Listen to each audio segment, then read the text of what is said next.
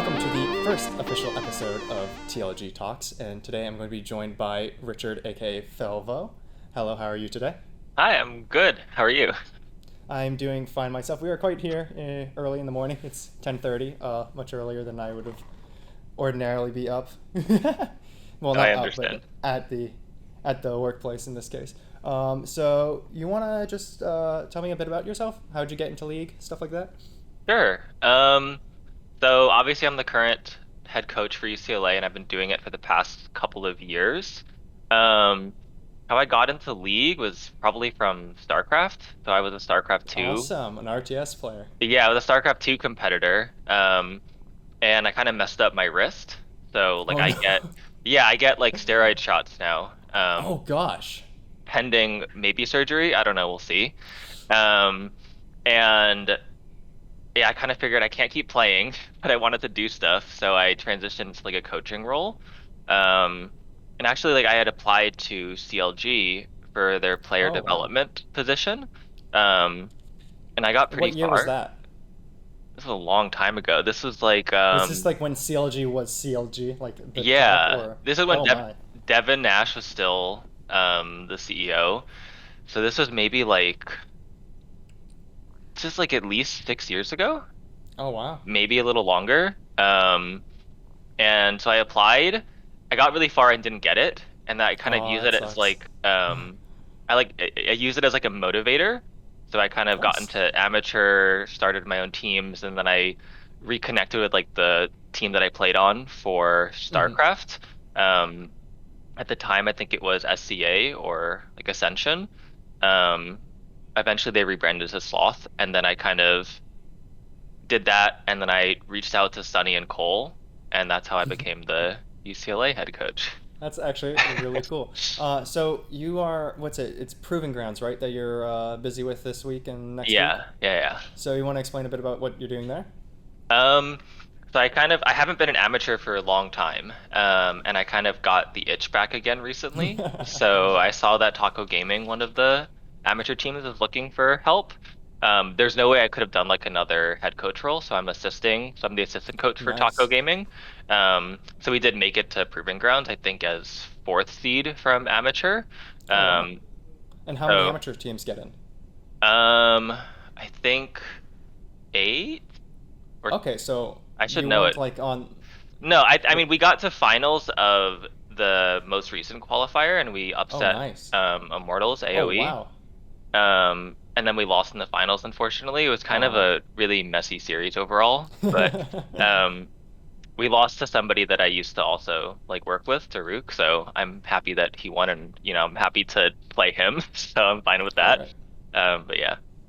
Wait, so if that's an amateur team, does that mean like the players on like the challengers queue or? Yeah, I think um some of them can't get in because they have to maintain like a GM average, and like I think Okay. they prefer like either scrims or 1v1 or 2v2 right now. Yeah. And also like The Wonder champion, Way. yeah, and a lot of them are on the East Coast, so champion Oh, speed time is so. a little hard for them. And the ping isn't the greatest. Yeah. Um, yeah. Yeah, okay, that's pretty cool. Um, so I guess wait, so did you go into League of Legends like as a coach, or what was your experience before coaching? Um, I mean, I kind of played around with friends near the end of high school. I definitely was like a StarCraft elitist in the beginning Okay. because I think that's when StarCraft was still really big, like when I Hmm. left. And I think the consensus was, oh, League is a easy game. Um, I mean, I feel so like most people would say it's easier than StarCraft. yeah, so it took a long time for me to like actually get in and play it, but then when I played with friends, it was really fun. Hmm. So I just kind of played here and there, and I think only when I started coaching did I try to play more solo queue. But Okay. it's still really hard for me to play too many games at once. So did you like play dynamic queue with your friends, or was it just like norms? Kind of a mix of both. I think because my friends and I have a really big gap in So like, like, what was yeah. your rank and then your friends? I think at the peak of it, I was like D2.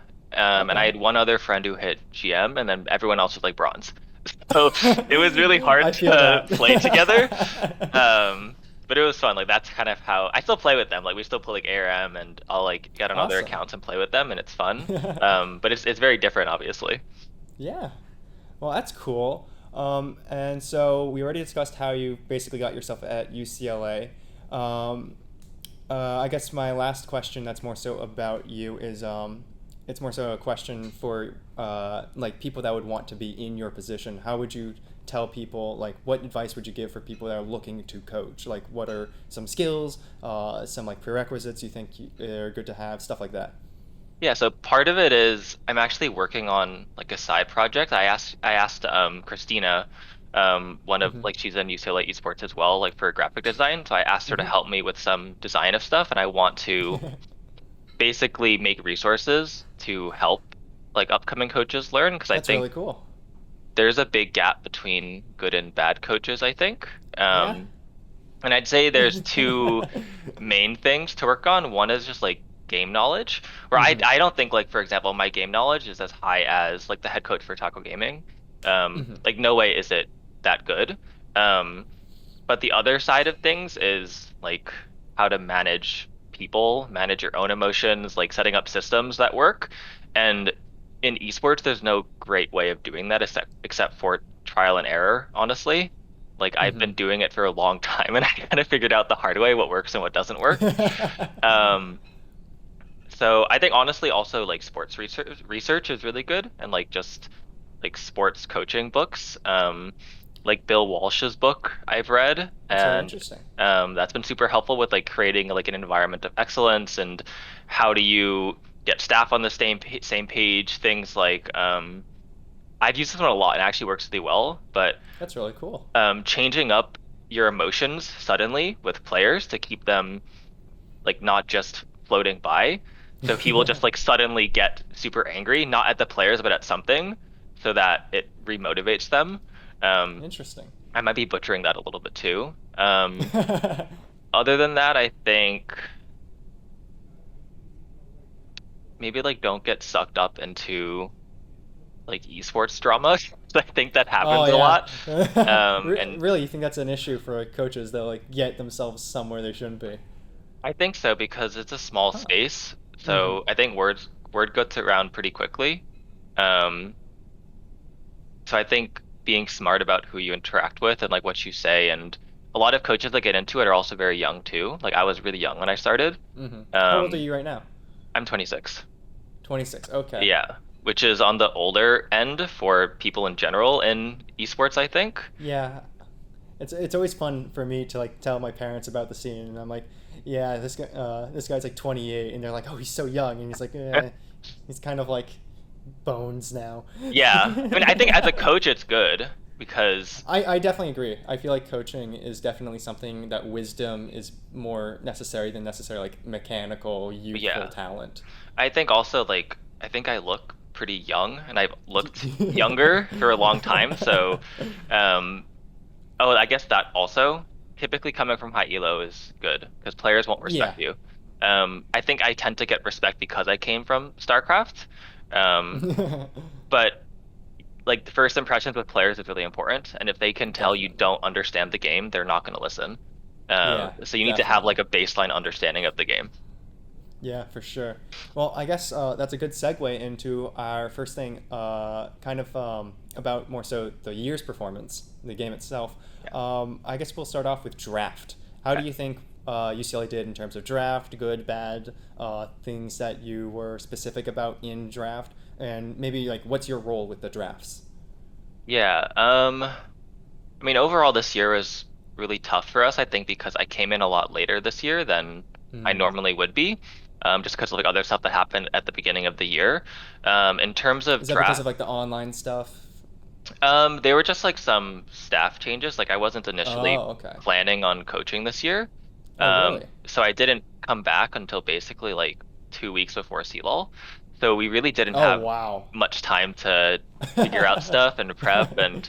Um, in terms of drafting, especially at collegiate level, I tend to not go super with the meta. I also really don't like what the meta's been recently over the Oh, the past meta's couple of awful. I months. hate it. Yeah. Um, and I kind of take it. by what the players can play. So we'll kind of have like a Mm-hmm. discussion of like, okay, what comps do we like playing? Mm-hmm. Try them out in scrims. If they work, okay, we'll figure something out. But we have like an idea of the type of comps we like, and we'll kind of fit in different champions that they can play. Um, and then on game day, it's kind of like, okay, we're looking to pick this role. And when I ask them, I typically want like prio in the lane, or I will say specifically like we need this in the comp. Otherwise, it's pretty like democratic, I would say. Like players have a lot of input. It's pretty rare that I'll just override like, no, that's a terrible pick. But sometimes it is, and I have to say it. Um, I feel like that's really standard, though. yeah, Like players have a lot of autonomy unless they're trying to run it.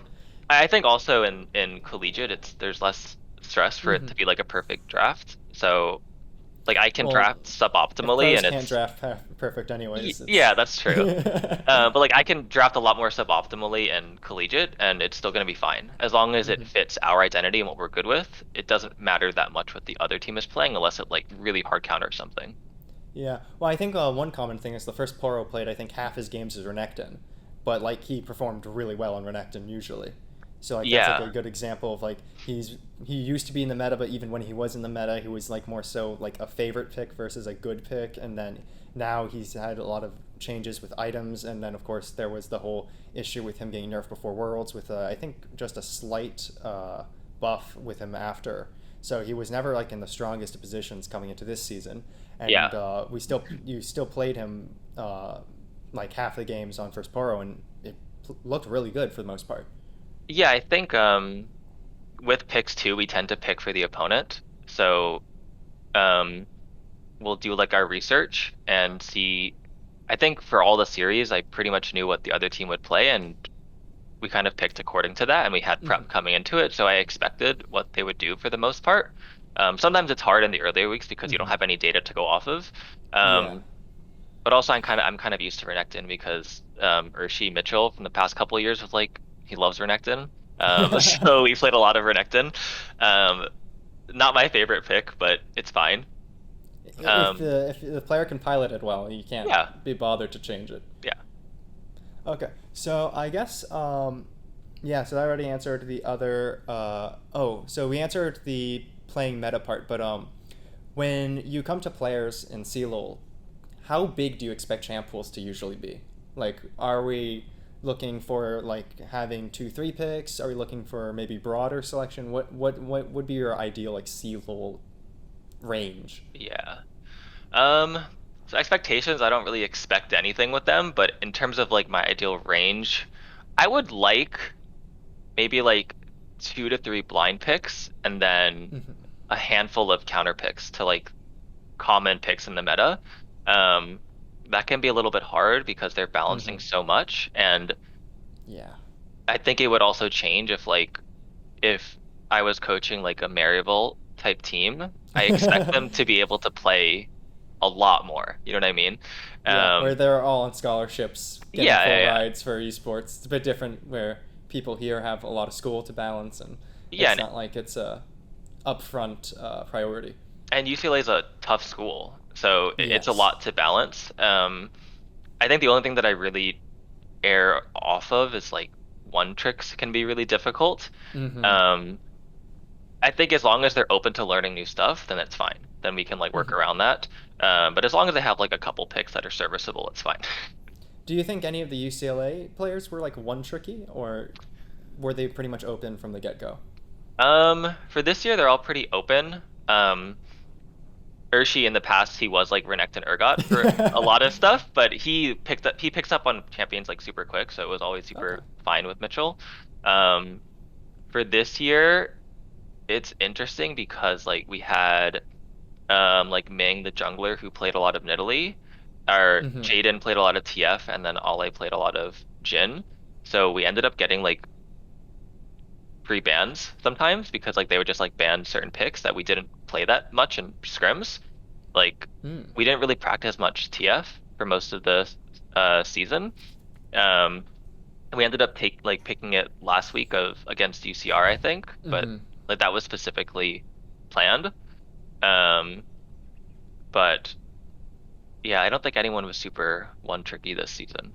Yeah. That's always good when it comes to a CLoL team because especially when Yeah. you're saying you came into a lot of the games knowing who the opposing team would likely play, which is probably like in some regard because you were able to like look the players up and see Hmm. that they have comfort picks and Yeah. then playing around those comfort picks. Yeah. So definitely when you have teams in CLoL that are more flexible, it's already a huge advantage from the start. Going a bit more into draft, I think I already sent you the link, Yeah. but it's going to be the Battlefy one. And if you could just pull up, we're going to go over game 1 and 2 versus Broncos. Okay. So, unfortunately, because when I did the casting for these games, we didn't do band casting, and the Battlefy network does not really tell you ban order, because a lot of the bands, if they were in their order, would make no sense. Yeah. So I'm assuming it's not in ban order. So, just can you tell me about like because I no one really knows outside of the team itself like draft pick order and such like that. Can you just tell us? So game 1 would be, let's see, you have first pour on Renekton, of course, and then do you want to just explain what goes through your mind for this specific draft, looking at the enemy's team and maybe some insight on pick order if you remember anything? Yeah, I think if anything, it's probably a Xin and Jin early from our side. Um, what side were we this game one? Um, can't tell from Battlefy, but No, it's not the most informational website. yeah, I think if anything, it was probably Xin and Jin early with Leona third, and then Syndra 4 and Renekton 5. So I'm the a Renekton was picked into the like knowing the Gwen pick. Yes, I think the first Poro Kevin opted into that, if I can remember correctly. Hmm. In terms of the team comp, obviously it's a very early game centric comp, but we should essentially have Prio in 3 lanes. Um, Yes. so Zin can kind of do whatever he wants. We can play with Syndra early. Hmm. After that, in terms of like team fight, it can be a little difficult if Victor and Ash get to like scale and Gwen just zones, but I think we have enough ways to engage and to like play with vision in order to win, which I think ends up happening. I think this Yeah, you Bronco won pretty hard. This Broncos game was is a a pretty big sweep. This yeah, game. Broncos is a super annoying team at like they're very good at not giving up stuff in Hmm. laning, and they'll just kind of sit and wait, and then they have much better setup and patience around objectives, which was our biggest weakness.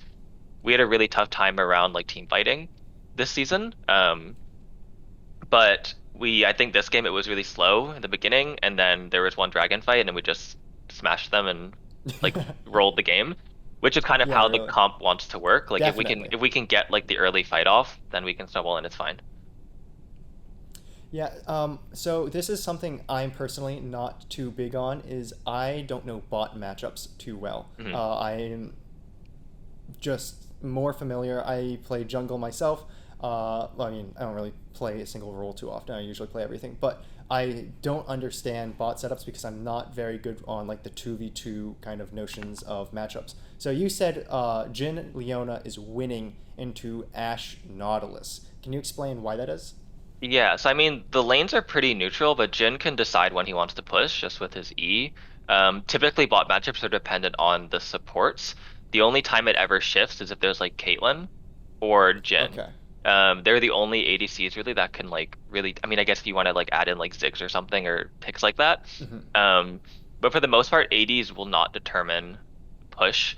Recently in meta, the only one that's like been able to do that is Jinx, and then sometimes when Aphelios switches from his first 2 guns to like Infernum, Yeah, and Infernum. That yeah, just pushes instantly, and yeah, then he then can just it's auto god awful push. to deal with. Yeah. But in this lane, it should be pretty neutral, and Jin should be the one that can dictate if they want push or not. So the bouncing grenade is like the biggest factor here. It's Yeah, and then the fact that he can clear the waves like that. when it comes to like melee support, it's like nothing really is gonna happen. Like they don't really Yeah. get that much prio themselves. And Mhm. this matchup is pretty neutral with Leona and Mhm. not. So yeah. Okay, awesome. I guess we can move on to the second game after getting that insight. So second game was unfortunately a UCLA loss. Mm. We see that the Gwen returns, but instead we don't have Renekton anymore. Was that banned out? Um, no, I think it No. was So we it's had the just blind pick. you I had the think. blind pick. Because if Interesting. assuming if we're getting Zeri, I'm assuming we're blue side, and I'm assuming the other one is. That's a good point. Actually, no, Yes. I remember because we won the first game with Zin coming from red side. So I remember game one was red side, game two was blue side. Okay. Um, yeah, looking back at this draft, it's a pretty draft. Am I allowed to curse? No, that's fine. If Okay. anything, it'll be erased in post. Don't worry about it. Okay.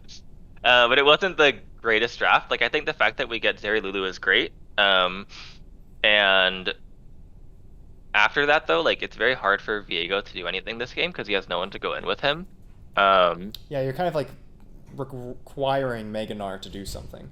yeah, but it's really hard against them, and then it's not like we outrange enough to um do anything against like Corky Jin. Like Syndra can't do Mm-hmm. much. Like the only things we can do is like maybe punish early or something. Mm-hmm. Um, with like Syndra push into bot, but it's still hard because it like Zeri is strong, especially at this time, but she wasn't the strongest laner still. Um, Zeri Yeah, Lulu I is mean still really she strong. takes time to ramp up, definitely. Yeah.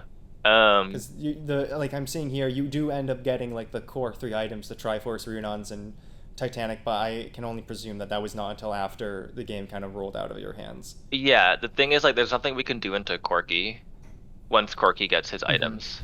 Um, they have to really mess up, I think. Like they have to if they just play range with Corky, then we can't do anything.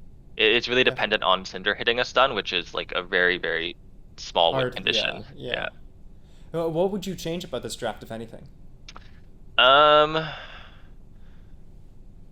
I remember some of the player preferences with picks, and I probably would have opted into other things. Um, So, which pick in particular do you think you would like changed? um, so I think blinding Gnar is fine, but I think when we lock in Zeri Lulu, um, I don't know when they pick Corki, but either we need to be banning or picking Corki then. Um, yeah, it's really hard to see without the Yeah, I know. range. Either that or we need some form of engage so that they can't just like pick Corki. Mhm. Um, if we don't want to do that, then we can just it's fine to go Syndra, but then like a more aggressive early jungler is fine, so that we can just like sit bot, just push out mid early, sit bot, and Mhm. then get really ahead. Um, Well, I was thinking, since you do have an enchanter on your team, do you think like an Olaf would have been better, given that Olaf can kind of just run through everyone and get to the back line? Lulu will have some amount of support for the Olaf. Do you think yeah, that would have been better than Viego, who kind of like struggles to get behind and is more so looking for resets? yeah. I think though part of it is like Ray and Ming, the two different junglers, have very Mm-hmm. different champion pools. So when we're drafting, it's very different. Interesting. So, like, do you want to go over what are the differences between the two, like Like play styles or champ pools? Ray plays like Olaf, for example. Like Ray would Mm-hmm. have definitely liked Olaf. And Ray was really good like last year's meta with like Hecarim Olaf. um, so Play he Udyr at all? Udyr yes, Lilia? yeah. His Lilia was okay. Not amazing. Um, Ming is very good on Nidalee, very good on Lee Sin. Um, he's a lot more of like an early game focused Mm-hmm. jungler. Um, so I think Ray is a bit more of like fits in a bit with like the farming meta, and Ming's a lot more early aggressive. Um, and I think also the difference is that Ray is someone that his champions tend to have like engage or setup, whereas Ming's didn't. So with Mm-hmm. Ming, we needed setup from our other laners, and with Ray, we didn't always need that, which Yeah, that's a shifts good draft point. a lot. Yeah. Well, it's interesting insights because when you have players that have different styles, then the whole team has to adapt to each player in that case. Yeah, yeah, Which is like an interesting question because you guys did end up shifting your teams quite a bit. Of course, there was. I'm assuming you don't have a top substitute because there was games where you had full sub teams except for First Poro, which were against like the worst teams in the not as good teams in the bracket, and that of course was just probably what was the reason for that? Just to get like experience or. yeah. I mean, So for example, like in this series against Broncos, the reason we played Ray was because we had to. Like for player availability, we couldn't Yeah. field the roster we wanted initially because we wanted to play the games with Ming, but we couldn't on Hmm. like the day that it was scheduled. Which Um, is unfortunate, but something that happens. yeah. As for like getting players to play and like when to sub, the player that I emphasized the most with getting time was Noah, or I think his IGN is No, okay. Noah. Yeah. Um, because I think he's the newest and the one with the least amount of competitive experience. Is So he a freshman then? I believe so. Okay. So he was the only one that I really wanted to get games on when we were playing in easier And weeks. he was he the ADC or the mid? ADC. ADC. Okay, that's what I thought. So I think he got one series in, and then in another, the team forfeited. But we've been Hmm. playing a lot more with him now. Um, Aside from that, I think when we lost to Broncos, we kind of shifted what we wanted to do for the season. So we had five scrimming that weren't necessarily going to be playing in CLoL those weeks up until we were playing a harder opponent. So we basically had like 3 free weeks of Oh wow. more scrimming. So what we would do is we would have the five play in CLoL, and then we'd have another set of scrims, either going on right after or at the same time. Um, Interesting. I think we tended to do it after because the first pour was playing in CLoL and Hmm. scrims because of availability. Um, and he plays a lot of solo queues, so he was fine playing that Yeah. much. He likes the game. Yeah. So we kind of the loss let us have kind of a lot of free weeks of easier opponents. So I think we had like 2 or 3 weeks of extra scrims pretty much. And so, what did you like emphasize in those 3 weeks in terms of improvement? Um, so we did shift the roster. So Ray became a starter for Hmm. jungler. I think that was the only change that we made, and then um, there was a lot we had to work on, honestly, like a lot. So we kind of decided as a team we have 3 weeks to do this, and we wanted to try hard as much as we could to iron out as many things as we could, and I think we did. The one thing that we couldn't really focus on, or that we didn't focus on that much, was team fighting, which ended up being like an issue Hmm. for us. But things um, like our side laning or early laning, and like not giving up deaths to junglers, and some of our vision stuff was a lot better, and playing up around vision and objective setup in general was significantly better into week 3.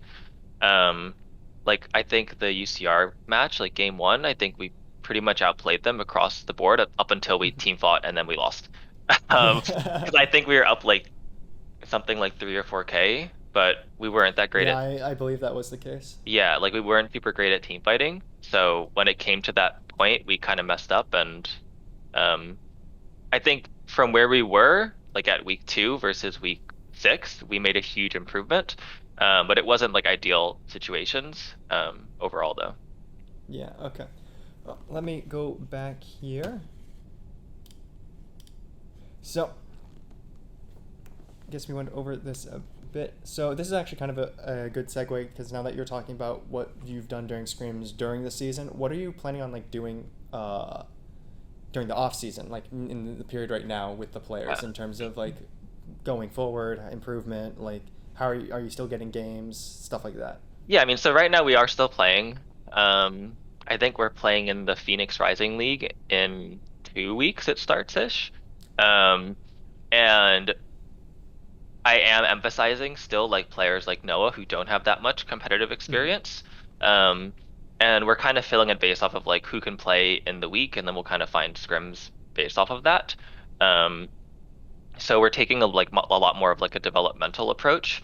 Um, as for like the off season, I'm planning on still offering like coaching for everybody if they want it individually.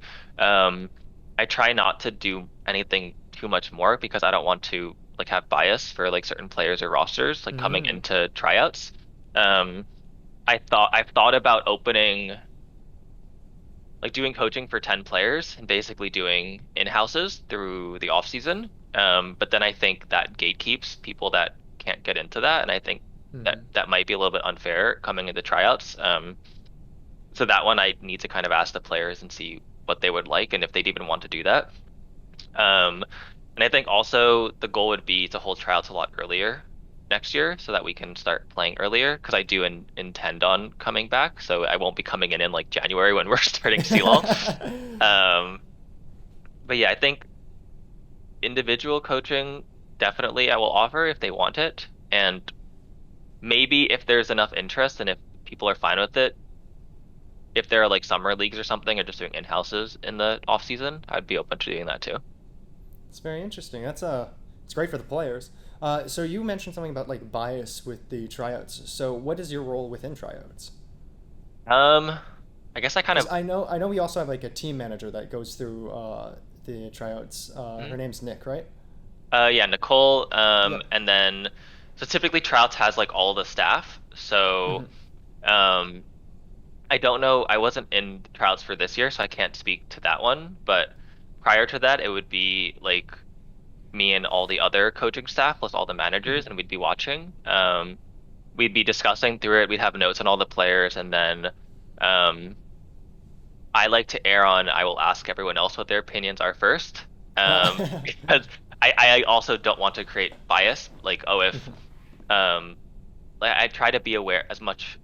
I try to be as aware as possible of like power dynamics. So if Mm. I'm the head coach and I'm saying I like this player, I don't want You're people to. afraid other people are going to start saying it because you said it. Yeah, like I don't want people to say just because I said it. So I want to see that Interesting. That's a good who point. they like and then go on from there.